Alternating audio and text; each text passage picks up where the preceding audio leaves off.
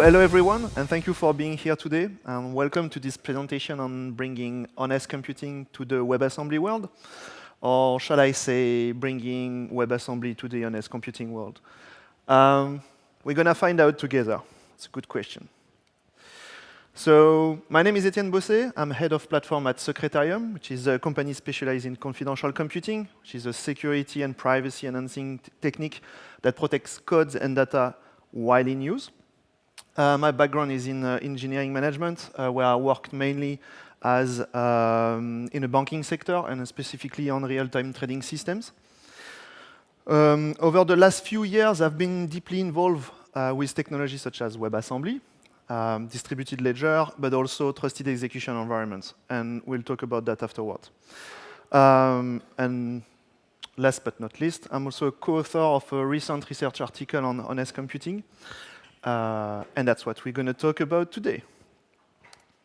I'm also the guy between you and the lunch break, so bear with me. Let's feed our mind before grabbing a bite. So I'm here to talk about something very interesting: how to bring honest computing to the WebAssembly ecosystem. In this talk, I'll try to answer the essential question: can systems be inherently honest or not? I will introduce the concept of honest computing and why it's key for verifiable accountability in modern applications. And at the end, we'll see that as well in WebAssembly applications. I will discuss the essential role of WebAssembly as a building block of honest computing, but also in its broader adoption. So, by bringing honest computing to the WASM ecosystem, we will explore how developers can finally bring accountability back to their business process. And that's going to be the demo part, so I'll try to do it still. In this talk, I'll touch and mention different concepts, such as trust in computer system, for instance, confidential computing, but also some different technology, trusted execution environments, and distributed ledger on top of WebAssembly, obviously. You have to keep in mind that honest computing is not just about security. It's about making systems accountable by design and ensuring that they operate transparently and without hidden agendas. So my objectives are threefold here. So at the end of the session, I want you to have understood what is honest computing, understood how honest system can be built, and with the help of which technology, and see it in action. But first, some context. So how we got here. So now let's take a step back and think about what happened in the past 15 years. So over the past 15 years, there has been the cloud computing revolution, but as well the AI revolution more recently. That's completely transformed the way how we run applications, store data, and interact with services. Okay?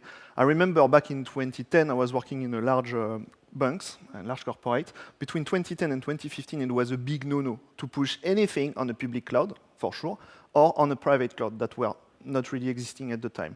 The migration happened between 2015 and 2018 for most of the company. So at first, for everybody, renting someone else's server was very strange.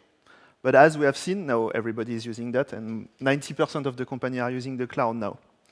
So this transformation obviously empowered innovation, as we can see with AI, but it comes with a lot of risk associated. And almost everything that we use today, all the infrastructure and the service, run on infrastructure that we don't own, or even worse, in many cases, we don't even know who owns it. Okay. This brings to a fundamental question that we should all be asking now. How much can we really trust these systems or this infrastructure? Trusted code execution remains one of the biggest challenges in cloud computing nowadays, especially as companies relies on processing their data off premises, either on a public cloud, on a private cloud, or at the edge now. Most of the time, we are placing our trust in opaque systems that operate behind closed doors, or complicated open source stack that comes without any built-in accountability. How do we know that these systems are running correctly or fairly? That your data and code have not been leaked, breached, spied upon? Although regulators and regulation are trying to enforce best practices, we haven't seen that recent events have underscored still this vulnerability. the recent scandals, just to give you some more context. So when I'm talking about data, I'm talking about data and code, because code is data. Despite its importance, data is still susceptible to undue disclosure, leaks, losses, manipulation, or fabrication in the worst case. These incidents often occur without visibility or any accountability. That's why it necessitates solutions in a systematic structure for safe, honest, and accountable data management, including code. One of the main abuse of trust example I can give you is the Barclays dark pool scandal from 2016. So if you know what the dark pool is for the trading, it's like if you are an investor, you want to invest on a market, you want to put an order, a large order. If you do that through the normal way, you go through a broker, and before your order is processed, you get ripped off by high-frequency trading, for instance. Okay? So the dark pool exists, and it's a service offered by a bank. So you don't get ripped off by high-frequency traders or systematic traders. In that case, what did Barclays and Credit Suisse, if I remember correctly, they just put their own high-frequency trader in the dark pool. So they were ripping off their own clients. No way of checking that. Okay? No accountability. Another one is the NHS DeepMind scandal in the UK in 2021. NHS is the National Health Services in the UK, and they gave 1.6 million patient records to DeepMind without patient's consent, obviously. Same, no accountability. How can you ensure that it's not going to happen? How can you check that the system is not going to do that? Another big one, more in the US, which is a data breach. Equifax, 140 million person data breach, caused by a failure to patch known vulnerabilities. So you're using a service or you're using an infrastructure, and because they fall short in patching something, you get your data breach, you get your code breach, you get your intellectual property leaked. And last but not least, manipulation and fabrication. I don't know if you know this one. A Harvard professor was caught fabricating and manipulating data. If she would have been using a system that protects data provenance, data lineage, they would have been able to see that from the get-go, and not 15 years after. Even more than that, furthermore, if you are a big corporate, you have your very sensitive data, you manage the client sensitive data, you have your IP to protect, and you have the regulators on the other side. And what the regulator is saying to you is that if your sensitive data or your client data is leaking, you get a fine. So what do? You don't do anything about that. You keep your data siloed on premises, and you don't play with those. But nowadays, it's very hard to do that, especially with AI. If you want to train a model, you want to have something that is running and offer a service to the client. So trusting the system today is no longer enough. We need a better way to ensure integrity and accountability in this complex system. So if you are a cloud provider, every time you do a patch or a release, you're sweating because you don't want to breach all the clients that you have. If you're a developer, everything is fine all the time. You don't want, obviously, your code to leak, your data, or even worse, the data you're processing that are your client's data. And if you are the customer CISO, for the customer, so Chief Information Security Officer, you're properly sweating. If you're working in a big corporate, you would love to be able to check beforehand, before using a service, how this service will work and how your data is going to be handled beforehand. This is where honest computing comes in. So honest computing is all about bringing transparency, integrity, and ethical behavior into technology. It's about ensuring that systems operate reliably and without hidden agendas. So no biases, no backdoor, obviously, just accountability by design. At its core, it enables privacy and confidentiality of both data and code, not as an afterthought, as a fundamental principle. Why? Because today, it's the utmost importance to keep data safe. Because data is not just personal information. It's business critical, and it's often protected by law. And we are already seeing that with the AI model that are getting stolen. And that's what happened on the Tesla car, for instance, in China. So, from my experience, and especially in a few years, past years, we have seen a clear evolution in the client needs. Originally, they were focusing just on data protection, encryption, secure storage, but over time, as organizations have become more digital, they started to ask for secure collaboration and the ability to share sensitive data between parties while ensuring confidentiality. So for example, in a sector like AI, you have a model, you want to monetize it, but it's still your property. You want to protect it. Honest computing gives us the framework to solve that issue. So now that we understand what honest computing is and why it matters, the next question is, how do we actually build an honest system? And here you can see the modern stack. On the left-hand side is the real stack, and on the right-hand side is all the compromised part of the stack. At the beginning, it starts with establishing a strong foundation, and the strong foundation is what we call the root of trust. You can have different types of root of trust. You can have a software root of trust, you can have an hardware root of trust, you can have multiple root of trust. Here, what you really want is an hardware root of trust. Your trust has to start somewhere, and obviously the hardware, you will have to trust the hardware that is running. Okay? If you can have only one root of trust in the hardware, that's enough. Then, this is the question of the trusted computing base. If you deploy an application on a stack like that, it's impossible to keep integrity and confidentiality at all times. You can't do that. You can't verify it.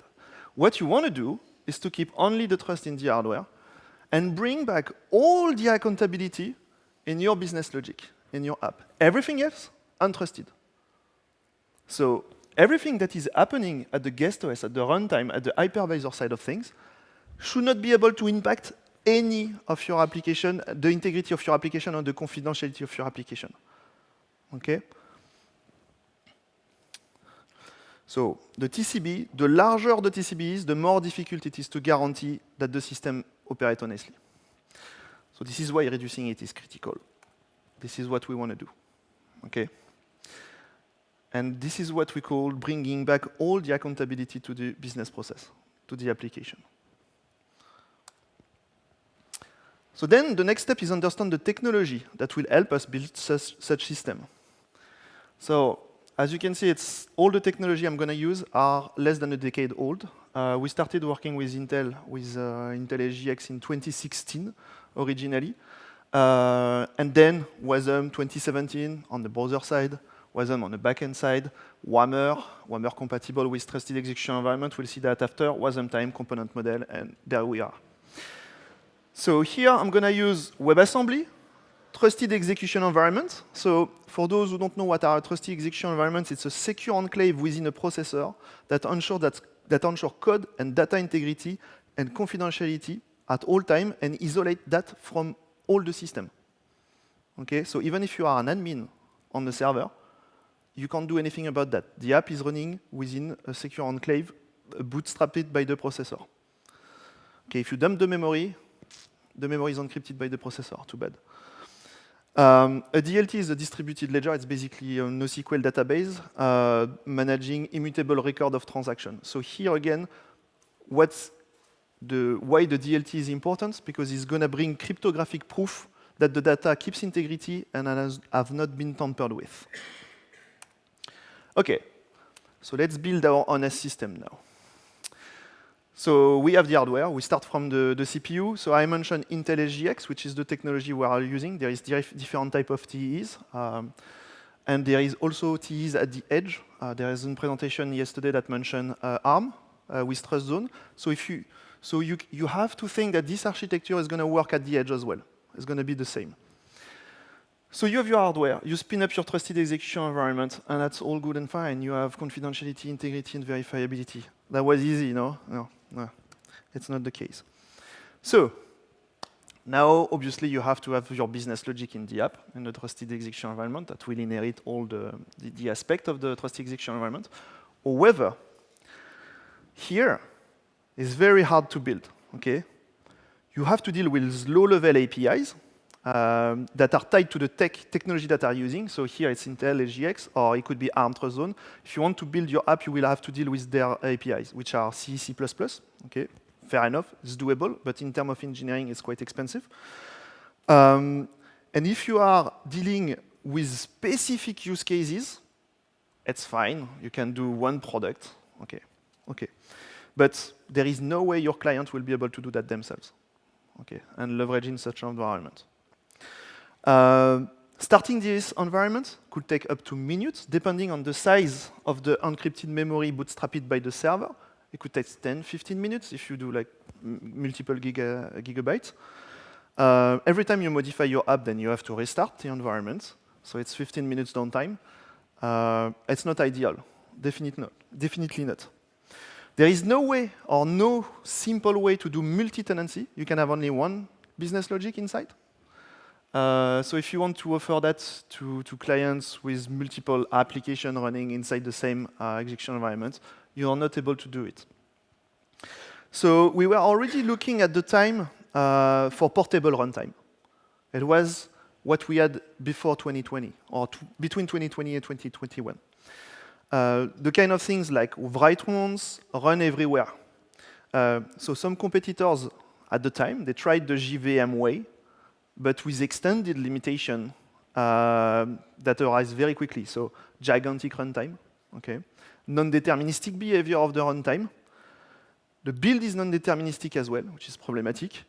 And it's mainly compatible with Java and Kotlin. So we had a look at that as well, and we said, maybe not. But then, brace yourself. Wasm is coming. 2020, end of 2020, the Wasm micro runtime, WAMR, is compatible with trusted execution environment. So from that day onward, what we could do is to deploy the WAMR runtime inside the trusted execution environment and run your app, a Wasm app inside. Okay, now it's easy to build and deploy. It's Wasm. Okay, you can choose the language you want, and you deploy your application and your logic. There is no cold start anymore, because we can keep the environment running all the time, and we just deploy app inside. No cold start. Near native performance. Okay, near native performance. And it's capability based, because it's like a sandbox within a sandbox that I'm going to use just after. I'm going to explain just after. Okay, this is the first Wasm effect. Second Wasm effect, introducing multi-tenancy. Now, perfect. We have a sandbox within a sandbox, the WAMR sandbox, the trusted execution sandbox. This one is protecting you from the host, so the cloud provider, for instance, cannot spy on you, cannot extract anything. And this one is protecting all the application running within the trusted execution environment. They are isolated within their own sandbox. So you can do high-density application running in a trusted execution environment now. Okay, fair enough. And then 2023, you can do component as well. Oh, and maybe those apps, they can talk to each other with components through WIT interface. Perfect. Well, that was the third Wasm effect. Well, that's all good and fine, but it's still stateless. So if you lose the machine, you lose everything. Okay. So you need to bring a state. The states needs to inherit the same characteristic. It needs to be tamper-proof and encrypted, so keeping all the data encrypted at all time, encrypted from within the trusted execution environment, and be able to, keep integrity at all times. All good and fine. The problem here is your system is not resilient nor scalable. Beam. Now you distribute that, and you decentralize that in multiple data centers, and you have anonymous systems that is running WebAssembly application in trusted execution environment. Keeps confidentiality, integrity, and verifiability at all time. The verifiability aspect, I didn't mention it quickly. The T is provide you attestation capabilities. So you will be able to attest that your code is running within a secure enclave with a specific fingerprint, and this fingerprint, you can rebuild it. Usually, that's the C++ enclave on our side, for instance, running the WAMR or the Wasm runtime. You can rebuild it. You can verify that the footprint is the same. You know exactly when you deploy your app, what is the code that is going to run within the enclave. And then, in this quote, in this attestation quote, you can put whatever you want. If you want to add a signature from your application, you can do it. If you want to do a check on the integrity of your contract, the hash, for instance, you can do it. Sky is the limit in that, on that side of things. And the DLT, which is the distributed ledger, which is the distributed database, is provided the same, cryptographic proof that nothing has been tampered with. And there you go. you have a cloud edge continuum of application running with honest systems thanks to WebAssembly and trusted execution environments. Because this architecture can be done on the edge as well.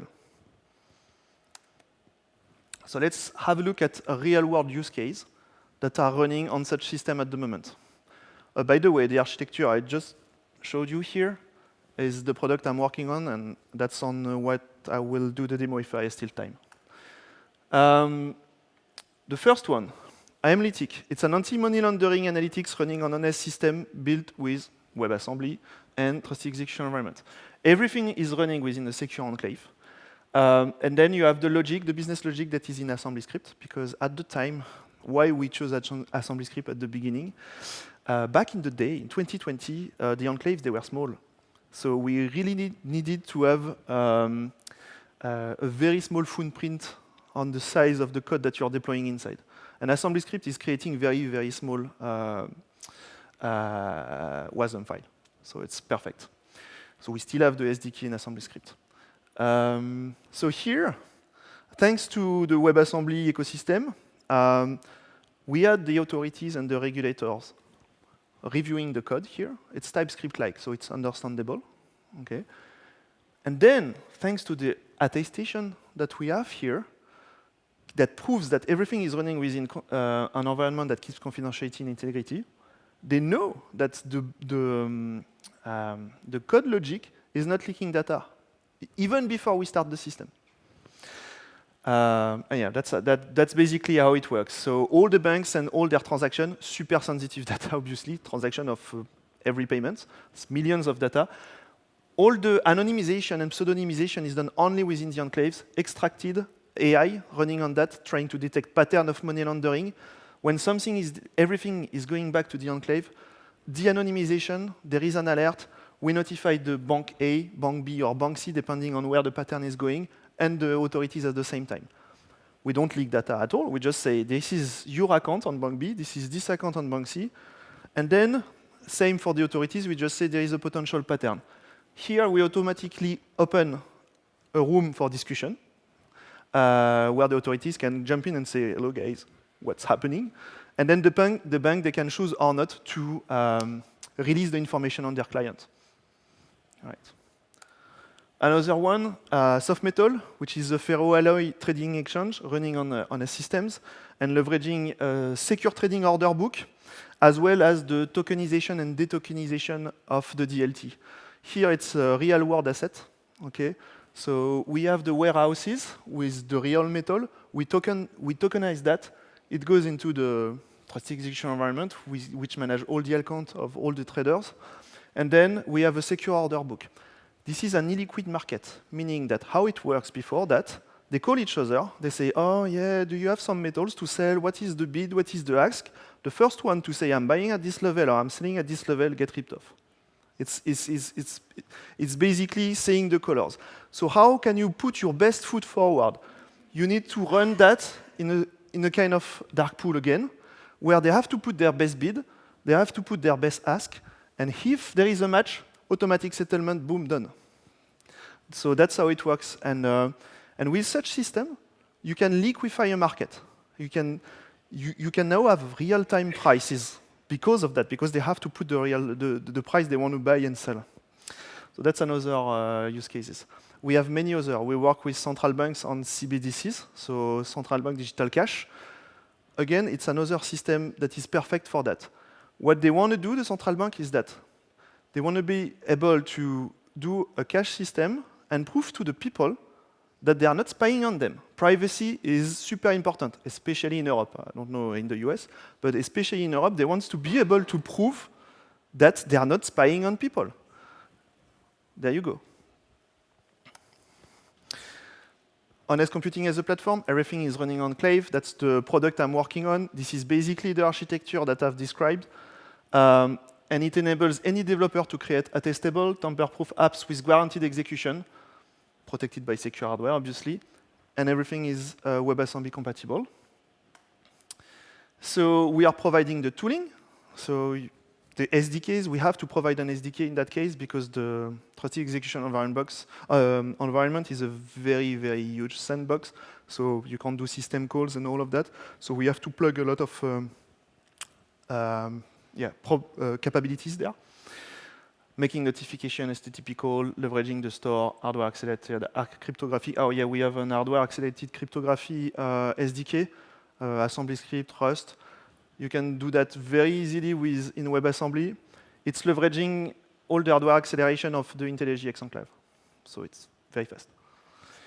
And yes, integrate directly into developer workflow. Classic stuff up to there. We have an assembly script, which is the native SDK, and we have a Rust SDK. We are working on the Go one at the moment. So we have another one coming up. We are compatible with components as well, especially for the Rust side of things. Yeah. It runs on the public cloud, private cloud, and on-premises if you want. Well, we have a lot of clients. Most of our clients, they are on-prem because they need to deploy that in specific data center. Conclusion and takeaway, WebAssembly, key enabler as a building block, okay, for the performance, the multi-tenancy, the portability aspect, and the cold start. As an adoption, Write-runs run everywhere and enable the development in different language. And honest computing, what honest computing is bringing to the WebAssembly ecosystem, integrity, confidentiality, and verifiability for all your applications. That's it. Do I still have time for the demo? Okay. All right, fair enough. All right. Can you see my screen correctly? Sorry. Okay, so what I'm gonna do that. So what I'm gonna do, I'm gonna just scaffold an app on Klave. So we have all the tooling. This app will be an assembly script. Then I'm gonna deploy this app on my GitHub account, deploy that on Klave, and I'll show you the attestation bit, for instance. It's something that I haven't talked about that much. So Klave, create, okay. I'll call that Wasm IO. Up. Well, it's not TypeScript, it's assembly script. Hello world, yes. Yes. It's picking up everything on my computer. Yeah, yes. So as we are leveraging assembly script here, we leverage yarn, npm, npx. So all the web developers, they will not be lost here. Okay. Cool. I'm gonna create quickly a repo from there. Okay. Public's fine. Yes. Okay, and I'm gonna open the code quickly just to show you.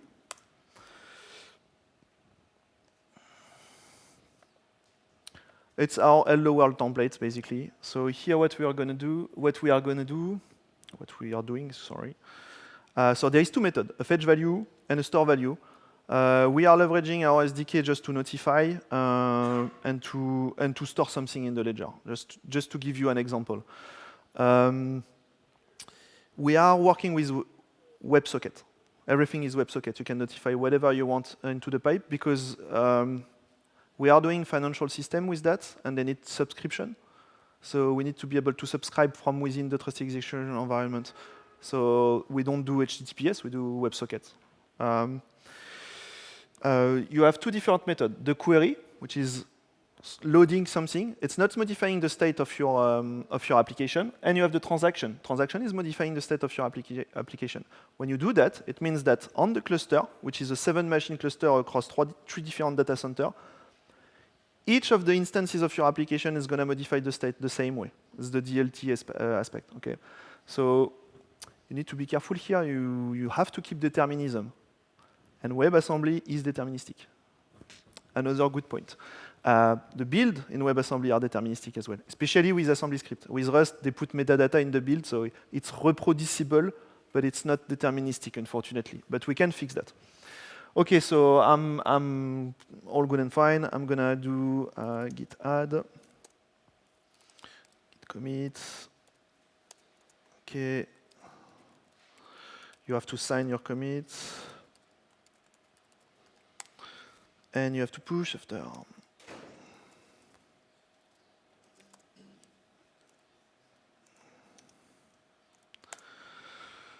There you go. Now I'm going to deploy that on Klave. Login. Let's see if the god of the demo is with us today. Next. Yes. All right. The first time you deploy on Klave, obviously, it's asking you to install a GitHub app in that case, so it can scan your repos that are compatible. Let me scan quickly and see if the new one is brewing. So this is basically the interface to deploy an app. All of that can be done through APIs as well. Is it there? Yeah, Wasm I, this one. Here, that was the application. You can put multiple apps as well in one project. The Hello World, that's my organization, if you have different organization. Switzerland, here, it's where our infrastructure is, 3 different data centers. But if you are a client and you have your own infrastructure, you can choose. Okay, you can choose. It's like, we have clients for, they are looking into data sovereignty. So they can choose wherever they deploy, for instance. It's like choosing a zone on AWS or something like that. Deploy. So what it's doing now, it's checking out the code and building on the platform. You can also send Wasm that is built already. But here I want to show you something. I want to show you the deterministic build of assembly script, which is like super cool feature. So if you run that, it's currently building. You have all the information on what's gonna. Well, okay, it's deployed already. That was fast. Okay. So that has just been deployed on 7 machines, 3 different data centers, your applications. Okay. Here, if you inspect, is it there? Yes, it's below. You have the hash of your app, okay, and you have the bytecode, right, in base64. Let me build locally, just to show you the stunt.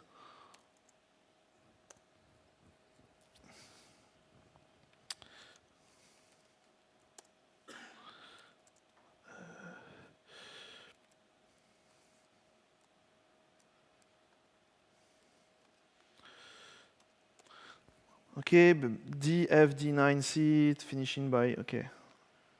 I think it's the same. Yeah, DFD9C, it's exactly the same. Okay, so you have deterministic build across environment with the WebAssembly script, which is good. Now here you have a small interface to play with your API if you want.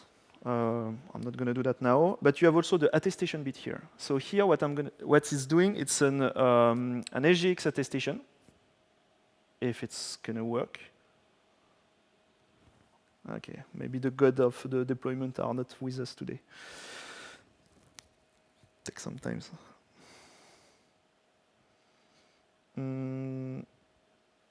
All right. Maybe let me try something else.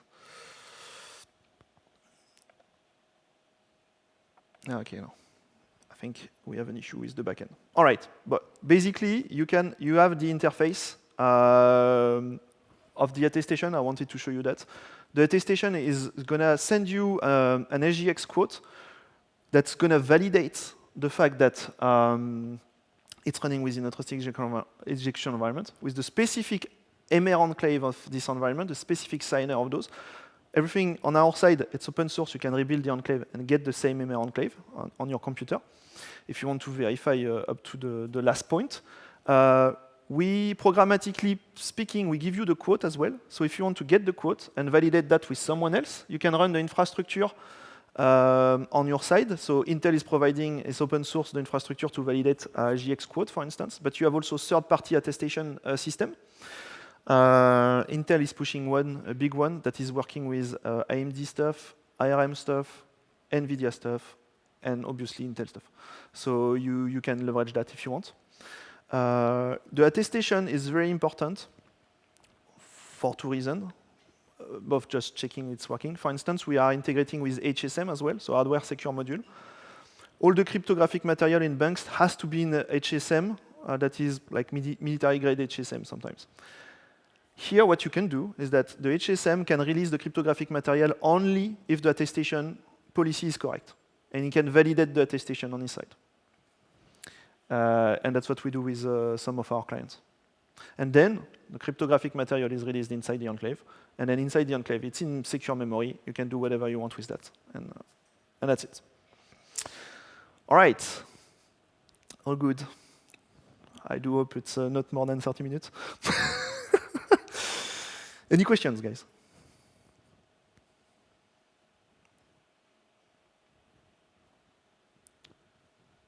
Lunch it is then. All right. Thank you very much for your time.